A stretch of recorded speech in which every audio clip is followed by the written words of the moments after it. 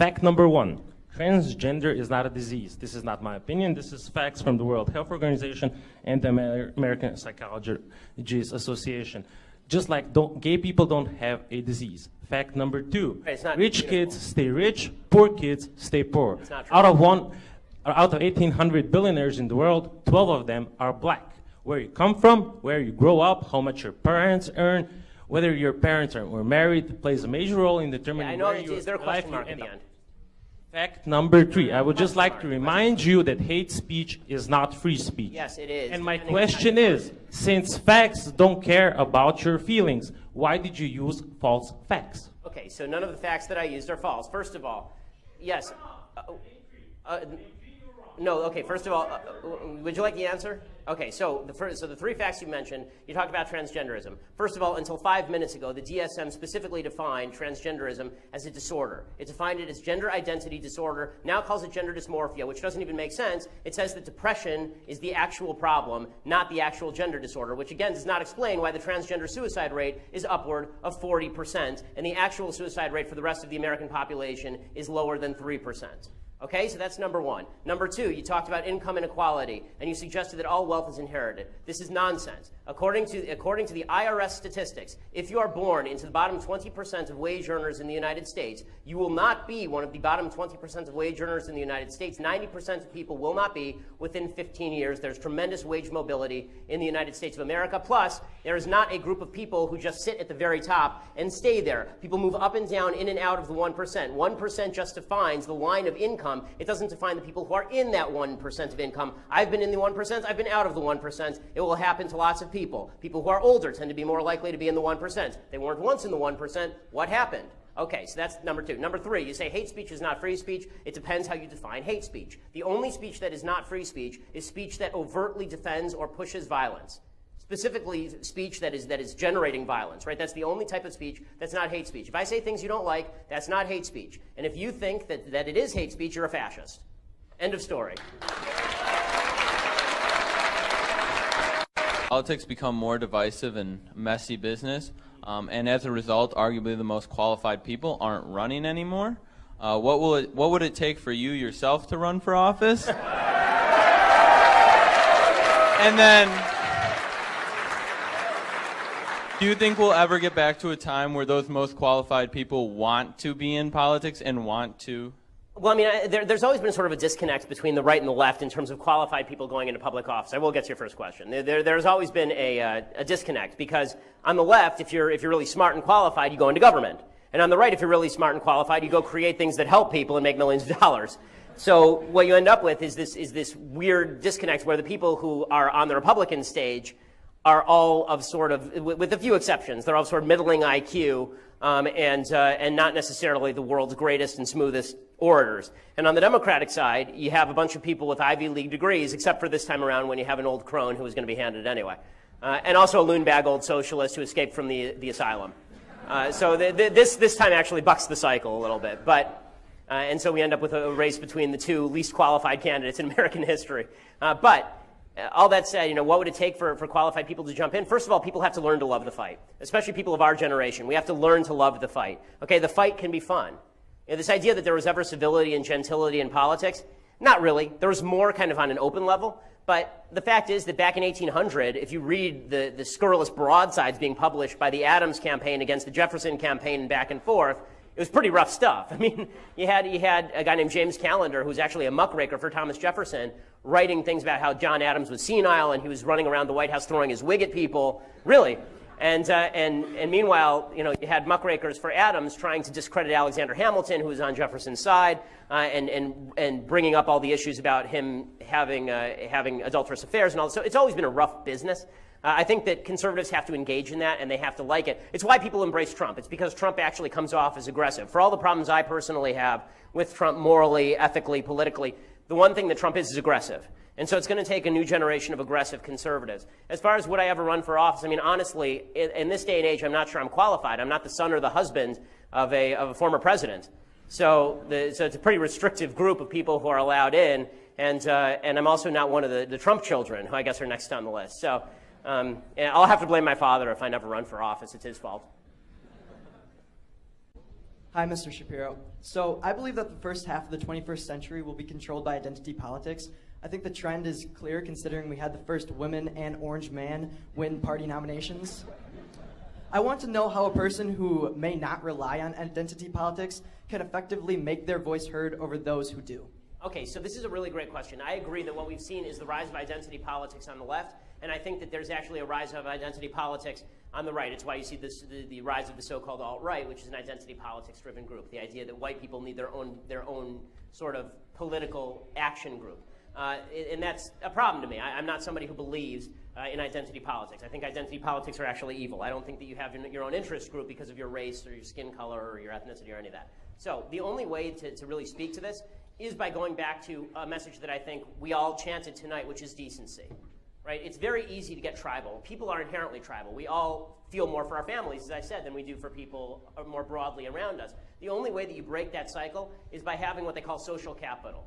And the way that social capital is created, the reason that I trust you or that I trust my neighbor to babysit my kids is because I know that my neighbor is a decent person. So if we encourage everyone on an individual level to abide by decency, then you can break the never-ending cycle of identity politics. But that actually requires stuff to happen outside the realm of politics. It requires an upsurge in civic morality. It requires an upsurge in things like people going to church and joining together as communities. It requires a real move toward people talking about how to deal with each other morally on a non-governmental level. If you do all that, you can recreate a social fabric that has been torn apart by identity politics.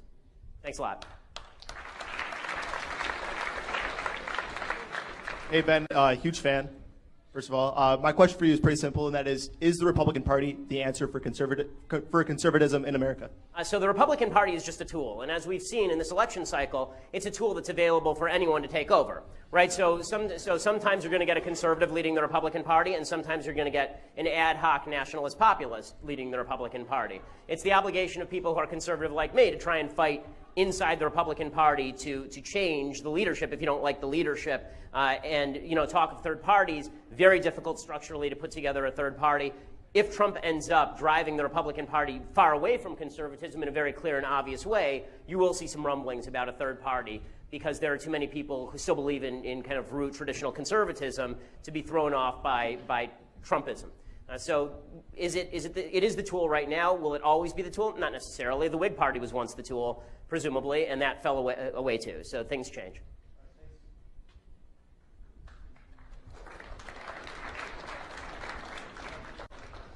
Good evening, Mr. Shapiro. I have a question for you as a Harvard Law School graduate. Sure. Regarding the incident at Camp Randall, the man was asked to take off the quote-unquote noose around his head. Under the Brandenburg test, is this constitutionally able for the police to ask him to take off this rope, or is it considered free speech? So, I mean, I assume that it's free speech under, the idea that it's not first of all, shouting fire in a crowded theater is based on a case that was Schenck, which has been debunked for 60 years. But yes, I'm not sure what the campus regulations are. There are policies that exist on campus that don't exist anywhere else in American life. And the Supreme Court has approved some of those things because there are time and space constraints. But if it's message specific, then you get into trouble. So it's at the very least, in my legal opinion, it's constitutionally questionable. That doesn't mean that I think it's a great idea or I think that it's a wonderful exercise of freedom of speech, but it is definitely questionable. Anytime there's a free speech question, I tend to lead on the side of free speech.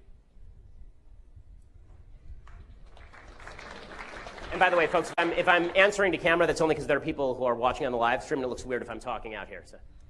Mr. Shapiro, thank you for taking a principled stance, criticizing Trump this election cycle. Thank you for introducing me to Harambe memes. Well, that's his memory. Last week, John Oliver used his show as a call to arms to support Planned Parenthood because Republicans have the House, the Senate, the White House. Do you anticipate pushback within the Republican Party if the pro-life movement tries to move forward with its agenda in the next 2 years? I mean, this is a really good question. I'm not sure how committed Donald Trump is to, for example, reversing funding for Planned Parenthood, right? He said early in the primaries that he liked Planned Parenthood. He thought that they did some good work.